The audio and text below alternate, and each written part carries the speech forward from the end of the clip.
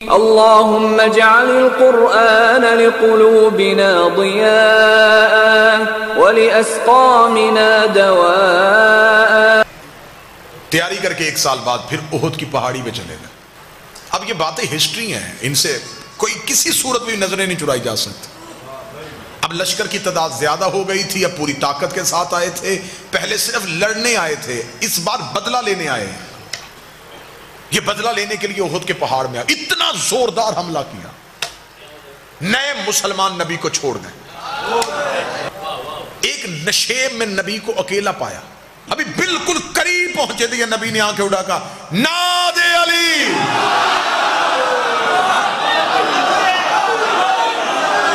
بالکل دشمن اتنا قریب نبی کے پہنچ گیا تھا کہ کتابیں کہتی ہیں کہ نبی ایک تلوار کے فاصلے پہ تھے، ایک گز کی دوری پہ تھے، یوں تلوار چلنی تھی، اور نبی کے قتل کا پروگرام یوں چاروں طرف سے گھیرا ہوا۔ نبی نے آنکھیں بند کر کے پکارا، اور آنکھ بند کر کے جب کھولی تو قاتلوں کے سر نظر آئے۔ وہ جو ابھی جن کے چہروں پہ خون تھا، وہ ابھی تھوڑی دیر پہلے جن کی آنکھوں میں لہو اترا ہوا تھا، جو شدت سے حملہ کرنے آئے تھے، ان کے دھڑ تڑپ رہے تھے۔ کھلتی ہوئی آنکھیں قاتلوں کے سر دیکھے، گھوڑے واپس دوڑتے ہوئے دیکھے، لہو کی ندی دیکھی۔ رسول نے کہا کہ علی کہاں ہے؟ جب یوں سر اٹھا کے دیکھا تو زانو پہ نبی کا سر رکھے ہاتھ پھیر رہا۔ نبی کا سر مبارک اپنے زانو اقدس پہ رکھ کے اپنے ہاتھ نبی کی پیشانی پہ پھیر رہا۔ نبی نے آنکھیں کھولتے، اب میں شبلی نعمانی کا جملہ پڑھنے لگا ہوں، شیعہ جملہ نہیں ہے، یہ شبلی نعمانی کا جملہ ہے، انہی کا جملہ انہی کی طرف پلٹانے لگا ہوں۔ شبلی نعمانی کہتے ہیں رسول نے آنکھیں کھول کے کہا یا علی جب سب چلے گئے تھے۔ اب یہ شیعہ میں نے پہلے کہا ہے، میں شیعہ حوالہ نہیں ہے، یہ سنی حوالہ ہے، شبلی نعمانی نے کہا ہے جب سب چلے گئے تھے۔ تو جب شبلی نعمانی نے کہا سب چلے گئے تو پھر اس کا مطلب سب چلے گئے تھے۔ جب سب چلے گئے تھے تو کیوں نہیں گیا؟ شبلی نعمانی کہتے ہیں علی ماتھا چوم کہتا اکفرت بعد الایمان، ایمان کے بعد کافر ہو جاتا۔ اس کا مطلب جو گئے اب وہ مسلمان نہیں رہے۔ سب سے پہلے تو میری یہ کوشش ہوگی کہ غزوہ احد کا پس منظر اور اس کے اسباب و واقعات کے چند روشن پہلو مختصر کر کے آپ کے سامنے بیان کروں، جن کا علم رکھنا مسلمان کے لیے انتہائی ضروری ہے۔ مکہ میں جب رسول اللہ صلی اللہ علیہ وسلم نے اپنی نبوت کا اعلان فرمایا اور چند لوگ رسول اللہ صلی اللہ علیہ وسلم پر ایمان لائے، تو مشرکین سے بھلا یہ بات کس طرح برداشت ہوتی کہ ایک وہ شخص جو ہم میں پلا بڑا ہے کس طرح آج نبوت کا اعلان کر سکتا ہے، اور ہمارے ان معبودوں کی جن کی عبادت ہمارے آباء و اجداد صدیوں سے کرتے چلے آ رہے ہیں، ان کی نہ صرف عبادت سے روکتا ہے بلکہ اس کو شرک قرار دیتا ہے اور انہیں برا بھلا بھی کہتا ہے۔ لہذا روز بروز جب دین اسلام میں داخل ہونے والوں کی تعداد بڑھنے لگی تو مشرکین نے ان پر قابو پانے کے لیے ان پر ظلم کرنا شروع کر دیا۔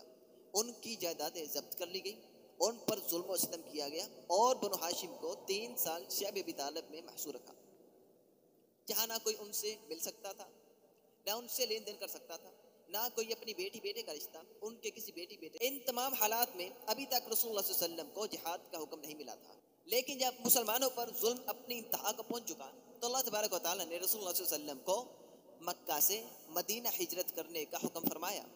اب چونکہ مدینہ میں رسول اللہ صلی اللہ علیہ وسلم کے چاہنے والوں کی خاصی تعداد موجود تھی اور اس وقت جہاد کا حکم بھی مل چکا تھا، لہذا سن 2 ہجری میں بدر کے مقام پر مسلمانوں اور مشرکوں کے درمیان حق و باطل کا سب سے بڑا معرکہ ہوا، جس میں مشرکوں کو ذلت کے ساتھ شکست کا سامنا کرنا پڑا اور اسلام کا بول بالا ہوا۔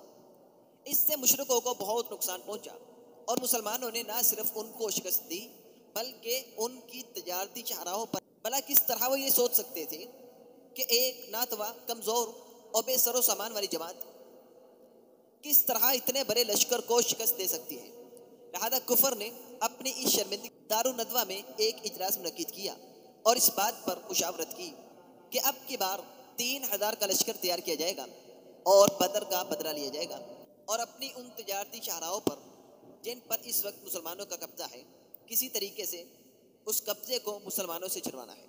لہذا سن 3 ہجری میں 7 شوال اور ایک روایت کے مطابق 11 اور ایک کے مطابق 15 شوال کو احد کا میدان سجا۔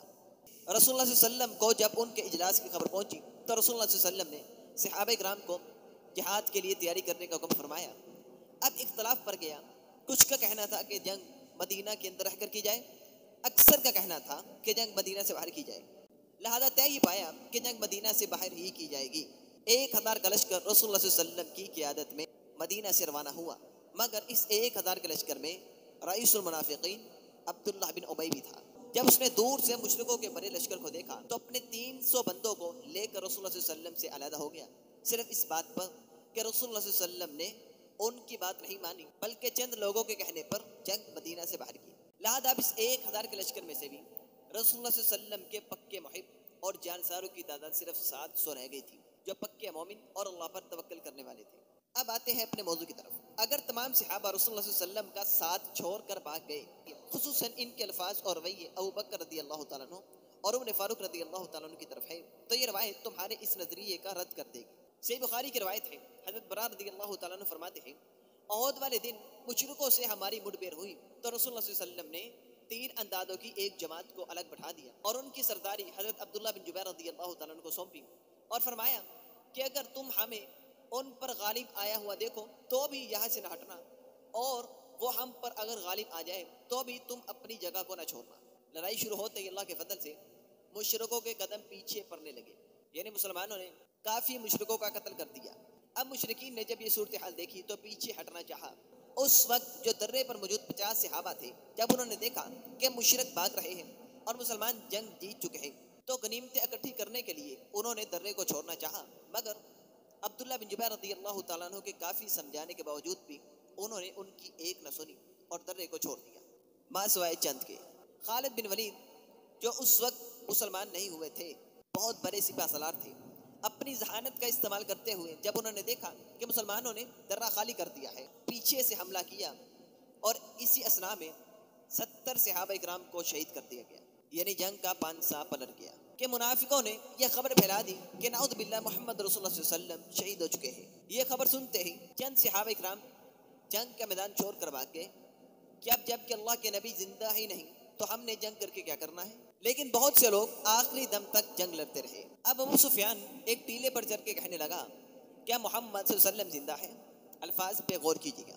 کیا ابو بکر رضی اللہ تعالیٰ عنہ موجود ہیں؟ کیا عمر فاروق رضی اللہ تعالیٰ عنہ زندہ ہے؟ لیکن رسول اللہ صلی اللہ علیہ وسلم کے فرمان سے صحابہ کرام خاموش رہے۔ الفاظ پہ غور کیجیے گا، رسول اللہ صلی اللہ علیہ وسلم کے فرمانے پر صحابہ کرام خاموش رہے۔ لفظ صحابہ کرام ہے، صحابی خاموش نہیں رہا بلکہ صحابہ کرام خاموش رہے، یعنی زیادہ صحابہ کی بات ہو رہی ہے۔ تو وہ خوشی کے مارے اچھل پڑا اور کہنے لگا، یہ سب ہماری تلواروں کے گارڈ اتر گئے، اگر زندہ ہوتے تو ضرور جواب دیتے۔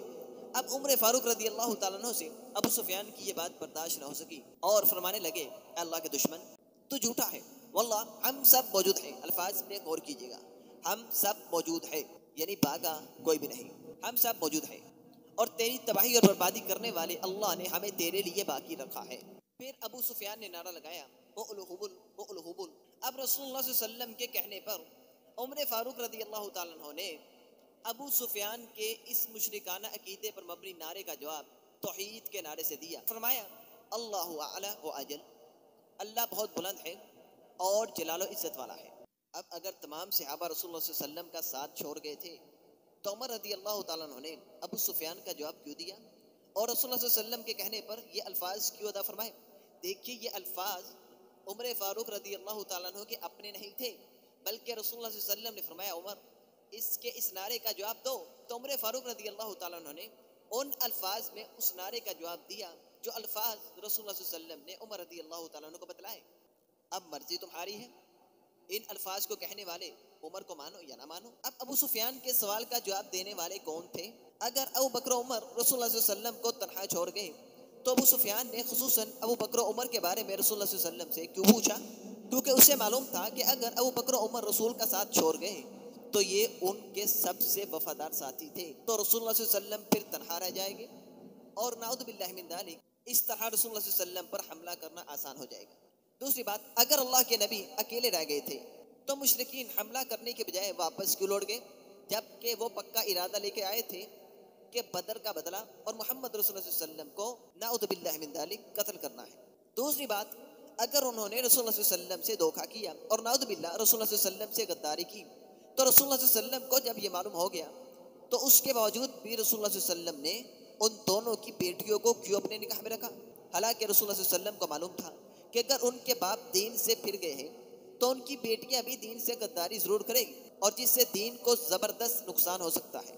مگر رسول اللہ صلی اللہ علیہ وسلم نے ایسا کوئی قدم نہیں اٹھایا، بلکہ اس کے باوجود فرمایا زوج عثمان لو كانت عندي ثالث لزوجته، اگر میرے پاس تیسری بیٹی ہوتی تو میں اسے تیسری بیٹی بھی دے دیتا، یعنی کسے؟ عثمان رضی اللہ تعالیٰ عنہ کو۔ اب یہ روایت صحیح بخاری کی ہے، اور اسی طرح کی روایت بہقی میں، ابن ابی حاتم میں اور مسند احمد میں بھی ہے۔ اور جو سیرت ابن اسحاق کی ایک روایت ہے جس سے تم دلیل پکڑتے ہو، اس میں بھی یہ وعدے نہیں لکھا کہ عمر فاروق رضی اللہ تعالیٰ عنہ میدان چھوڑ کے بھاگ گئے تھے، لہذا ایک روایت کے پیچھے اتنی روایتوں کا انکار کرو گے؟ دوسرا اعتراض، اگر مان لے کہ صحابہ میں سے کچھ میدان چھوڑ گئے باقی لڑتے رہے، تو ابو بکر و عمر کہاں تھے اس وقت جب رسول اللہ صلی اللہ علیہ وسلم کو زخمی کیا جا رہا تھا؟ تو دیکھیے، آپ کا ابھی تجربہ نہیں ہوا جنگ کرنے کا، لیکن اگر جنگ دیکھنے میں ملی تو دیکھنا کہ سپہ سالار کس طرح اپنی فوج کو ان کی پوزیشنوں پہ مقرر کرتا ہے۔ ایک ہی جگہ کھڑے ہو کر جنگ نہیں لڑی جاتی، حرکت کرنا پڑتی ہے۔ اسی طرح رسول اللہ صلی اللہ علیہ وسلم بھی اپنی فوج کو ان کی پوزیشنوں پر مقرر کیا کرتے تھے، یعنی تیر انداز یہاں کھڑے ہو، نیزے باز یہاں کھڑے ہو، جنہوں نے تلوار سے جنگ کرنی ہے وہ پیچھے رہیں، گھڑ سوار آگے بڑھیں گے، یعنی پورے میدان میں اپنی فوج کو اللہ کے نبی پھیلا دیتے۔ اب ابو بکر رضی اللہ تعالیٰ عنہ اور عمر فاروق رضی اللہ تعالیٰ عنہ کی پوزیشن اللہ کے نبی سے کہیں دور ہوگی، لہذا وہاں لڑتے رہے کفار سے، لیکن جن کی پوزیشن اللہ کے نبی کے قریب تھی، سعد بن ابی وقاص رضی اللہ تعالیٰ عنہ اور طلحہ رضی اللہ تعالیٰ عنہ، تو انہوں نے اللہ کے نبی کی حفاظت کی، اللہ کے نبی کا تحفظ کیا، لیکن جن کی پوزیشن اللہ کے نبی سے دور تھی وہ اپنی جگہ پر قائم تھے اور لڑتے رہے۔ ایسا ہرگز نہیں کہ وہ وہاں سے بھاگ گئے تھے، عقیدہ باطل ہے۔ آپ نے ان کی بات تفصیل سے سنی کہ سب بھاگ گئے، کافر ہو گئے، سوائے علی رضی اللہ تعالیٰ عنہ کے، یعنی علی رضی اللہ تعالیٰ عنہ اکیلے میدان میں رسول اللہ صلی اللہ علیہ وسلم کا تحفظ کرتے رہے، جبکہ یہ بات بالکل بے بنیاد ہے۔ میں بتلاتا ہوں کون تھے جو طلحہ رسول اللہ صلی اللہ علیہ وسلم کا ساتھ دیتے رہے۔ بخاری میں روایت ہے کہ حضرت سعد بن ابی وقاص رضی اللہ تعالیٰ عنہ فرماتے ہیں کہ احد کے روز رسول اللہ صلی اللہ علیہ وسلم نے اپنے سارے تیر میرے سامنے رکھ دیے اور فرمایا ارمی فدا کا ابی و امی، میرے ماں باپ تجھ پر قربان، خوب تیر چلا۔ آج ہم یہ کہتے ہیں اللہ کے نبی آپ پر ہمارے ماں باپ قربان، لیکن یہ کیسی ہستی تھی کہ جن کے بارے میں محمد رسول اللہ صلی اللہ علیہ وسلم ایسا تیر چلا، تجھ پر میرے ماں باپ قربان۔ اور یہ وہ صحابی تھے جنہوں نے احد کے میدان میں جبرائیل کو اور میکائیل کو دیکھا کہ کس طرح رسول اللہ صلی اللہ علیہ وسلم کی مدد فرما رہے تھے، اور یہی وہ صحابی تھے جن کے بھائی عتبہ بن ابی وقاص نے رسول اللہ صلی اللہ علیہ وسلم کو پتھر مارا، جس سے رسول اللہ صلی اللہ علیہ وسلم پہلو کے بل گر گئے، اور رسول اللہ صلی اللہ علیہ وسلم کا نچلا دانت شہید ہو گیا، اور نچلا ہونٹ بھی رسول اللہ صلی اللہ علیہ وسلم کا زخمی ہوا۔ سعد بن ابی وقاص رضی اللہ تعالیٰ عنہ اپنے بھائی عتبہ بن ابی وقاص کو قتل کرنا چاہتے تھے، مگر کسی اور نے ان کے قتل کرنے سے پہلے ہی اسے قتل کر دیا۔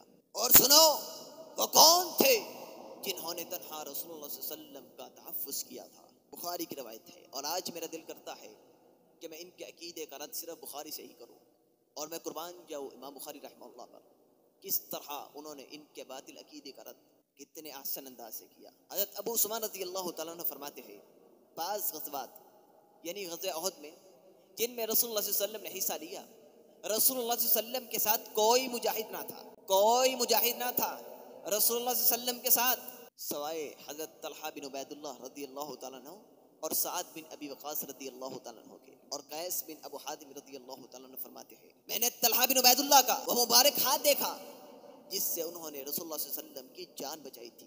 رسول اللہ صلی اللہ علیہ وسلم کی جان کس نے بچائی تھی؟ طلحہ بن عبید اللہ رضی اللہ تعالیٰ عنہ نے۔ اور سنو تمہارے لیے حدیث بہت کڑوی ثابت ہوگی۔ حضرت عائشہ رضی اللہ تعالیٰ عنہ فرماتی ہے ابو بکر صدیق رضی اللہ تعالیٰ عنہ کے سامنے جب بھی غزوہ احد کا ذکر ہوتا تو وہ فرماتے وہ دن تو سارے کا سارا طلحہ بن عبید اللہ کا تھا رضی اللہ تعالیٰ عنہ، یعنی یہ وہ واحد صحابی تھے جنہوں نے آگے بڑھ کے اپنے جسم پر 30 سے زائد زخم کھائے اور رسول اللہ صلی اللہ علیہ وسلم کی جان بچائی۔ وہ دن تو سارے کا سارا طلحہ کا تھا۔ کہا نادی علی، اور یہ نادی علی ہے کیا ہے کہ اللہ کے نبی نے امت کو یہ تعلیم دی ہے کہ اگر کوئی برا وقت آئے، اگر کوئی مصیبت آئے، اگر کوئی پریشانی آئے تو علی رضی اللہ تعالیٰ عنہ کو پکارنا۔ انشاءاللہ کل اگر زندگی رہی تو اس پر دلیل سے درست ہوگا۔ ہمیں تو رسول اللہ صلی اللہ علیہ وسلم نے کیا تعلیم فرمایا سنو اگر کوئی تم پر بڑا کام آ جائے، اگر مدد کی ضرورت پڑ جائے، اگر کسی بھی قسم کے دشمن کا خوف تم پر طاری ہو جائے تو میرے نام کا نعرہ نہیں لگانا، علی کے نام کا نعرہ نہیں لگانا رضی اللہ تعالیٰ، ابو بکر کے نام کا نعرہ نہیں لگانا، عمر فاروق کے نام کا نعرہ نہیں لگانا۔ کیا نعرہ لگانا ہے؟ حسبنا اللہ ونعم الوکیل، اللہ توکل، کافی ہے ہمیں اللہ، نہ ہماری اس مشکل کو علی حل کر سکتے ہیں، نہ محمد رسول اللہ حل کر سکتے ہیں، نہ ابو بکر صدیق کر سکتے ہیں، نہ عمر فاروق کر سکتے ہیں، صرف اللہ ہی ہے جو ہماری اس مصیبت کو حل کر سکتا ہے۔ اب جو بھاگ گئے تھے وہ کافر تھے، نعوذ باللہ من ذالک۔ ظالمو تم کون ہوتے ہو جس نے جنت جہنم کے فیصلے کرنے ہیں؟ جب قرآن کہ ان الذین تولوا منکم یوم التقى الجمعان انما استزلهم الشیطان ببعض ما کسبوا ولقد عفا اللہ عنہم ان اللہ غفور حلیم۔ بے شک تم میں سے وہ لوگ جو دونوں جماعتوں کے ٹکراؤ کے دوران پیٹ پھیر گئے، اس کا سبب یہ تھا کہ شیطان نے ان کے قدم ڈگمگا دیے ان کی بعض حرکتوں کی وجہ سے، یعنی رسول اللہ صلی اللہ علیہ وسلم کی نافرمانی کی وجہ سے، لیکن اللہ تبارک و تعالیٰ نے تو انہیں معاف فرما دیا، اللہ نے ان کی اس غلطی کو معاف کر دیا۔ جس رب نے جنت جہنم کے فیصلے کرنے ہیں، جو اپنے فیصلوں کو بدلا نہیں کرتا، جب وہ فیصلہ کر رہا ہے کہ میں نے انہیں معاف کر دیا، تو تم کون ہوتے ہو انہیں کافر کہنے والے؟ ظالموں، وہ تو مومن تھے اور قیامت تک ہمارے ہاں مومن رہیں گے، لیکن جو قرآن کی آیتوں کا انکار کرے وہ پکا کافر بن جاتا ہے۔ اور اسی طرح کا ایک سوال عثمان غنی رضی اللہ تعالیٰ عنہ سے کسی نے کیا کہ عبد الرحمن بن عوف رضی اللہ تعالیٰ عنہ فرماتے ہیں کہ نہ آپ بدر میں ہمارے ساتھ شریک ہوئے اور آپ احد کے میدان میں بھی پیٹ پھیر کر بھاگ گئے، فرمایا سنو، جاؤ عبد الرحمن کو جا کے کہہ دو بدر کے دن میں اس لیے بدر میں کیونکہ رسول اللہ صلی اللہ علیہ وسلم کی بیٹی اور میری بیوی سیدہ رقیہ رضی اللہ تعالیٰ عنہ اس وقت بیمار تھی، اور رسول اللہ صلی اللہ علیہ وسلم نے مجھے تلقین کی تھی کہ عثمان گھر میں رہ اور اپنی بیوی کا خیال رکھ۔ کیا مجھے رسول اللہ صلی اللہ علیہ وسلم نے غزوہ بدر کے مال غنیمت میں سے پورا حصہ نہیں دیا تھا؟ اور رہ گئی بات احد کی، تو احد کے دن جب بدر مچی تھی، لوگوں نے کہنا شروع کر دیا کہ نعوذ باللہ اللہ کے نبی شہید ہو گئے، لہذا اسی بدر جو لوگ میدان چھوڑ کے نکل گئے تھے، قرآن کہتا ہے وَلَقَدْ عَفَا اللَّهُ عَنْهُمْ، اللہ نے ان سے درگزر فرمایا۔ تو عبد الرحمن کون ہوتے ہیں ان باتوں کو بیان کرنے والے؟ اور یہی مسئلہ ہے کہ آج ہم بھی کہتے ہیں اللہ نے ان کو معاف کر دیا، تم کون ہوتے ہو ان کے کرداروں پر کیچڑ اچھالنے والے؟ پہلے اپنے گریبان میں جان کے دیکھو تمہاری اوقات کیا ہے۔ ان پاک بات ہستیوں کے نام تہمتیں لگانے والوں، اللہ کا خوف نہیں تمہیں کہ اللہ کو اپنی جان نہیں دینی؟ کہیں بھی یہ نہیں ذکر ملا کہ علی رضی اللہ تعالیٰ عنہ اکیلے تھے، باقی سب بھاگے۔ اگر باقی سب بھاگے تھے تو ظالموں جو 70 صحابہ کرام شہید ہوئے وہ کون تھے؟ اگر سب بھاگے تھے تو حنظلہ کون تھے رضی اللہ تعالیٰ عنہ جن کو فرشتوں نے غسل دیا تھا؟ مصعب بن عمیر کون تھے جن کے ہاتھ میں رسول اللہ صلی اللہ علیہ وسلم نے جھنڈا تھمایا تھا؟ مشرکین نے ایک ہاتھ کاٹ دیا، جھنڈے کو دوسرے ہاتھ میں پکڑ لیا، دوسرے کو بھی شہید کر دیا، جھنڈے کو سینے سے لگا لیا، زمین پہ گرنے نہ دیا، لیکن ظالموں نے نیزے کے وار سے مصعب بن عمیر رضی اللہ تعالیٰ عنہ کو شہید کر دیا۔ اور سنو، سیدہ عائشہ رضی اللہ تعالیٰ عنہ فرماتی ہے حضرت عروہ رضی اللہ تعالیٰ عنہ سے کہ الذین استجابوا للہ والرسول من بعد ما اصابهم القرح، یہ بھی صحیح بخاری کی روایت ہے۔ جب مشرکین آگے چلے گئے تو رسول اللہ صلی اللہ علیہ وسلم کو خیال ہوا کہ کہیں یہ پھر واپس نہ لوٹ آئے، بعد رسول اللہ صلی اللہ علیہ وسلم نے فرمایا کوئی ہے جو ان کے پیچھے جائے؟ اس پر 70 آدمی تیار ہو گئے، جن میں سے ایک ابو بکر رضی اللہ تعالیٰ عنہ اور دوسرے زبیر تھے، اور انہی کے بارے میں قرآن کی آیت اتری ہے الذین استجابوا للہ والرسول من بعد ما اصابهم القرح۔ قرآن کہتا ہے ابو بکر کے لیے اجر عظیم ہے، قرآن کہتا ہے زبیر رضی اللہ تعالیٰ عنہ کے لیے اجر عظیم ہے، اور تم کہتے ہو وہ کافر تھے۔ اپنے ایمان کی اصلاح کیجیے، اس لیے اللہ کے نبی نے علی رضی اللہ تعالیٰ عنہ کو پکارا تھا۔ یہ کیسے ہو سکتا ہے کہ اللہ کے نبی ہمیں تلقین کرے کہ حسبنا اللہ ونعم الوکیل اور خود علی رضی اللہ تعالیٰ عنہ کے نام کے نعرے لگائے؟ ہرگز ایسا نہیں ہو سکتا۔ پہلے بھی کہہ چکا ہوں، نبی قرآن کا عملی نمونہ ہوتا ہے، کبھی قرآن کے مخالف نہیں جاتا، نبی کا عمل ہمارے لیے سنت بن جاتا ہے۔ نبی نے کہا حسبنا اللہ، ہم بھی انشاءاللہ کہ حسبنا اللہ، اور اگلا درس انشاءاللہ میں اس میں دوں گا کہ حسبنا اللہ کے معنی کیا ہے، کہ یا علی مدد کہنا یہ جائز ہے، یا علی رضی اللہ تعالیٰ عنہ بھی کسی سے مدد مانگا کرتے تھے۔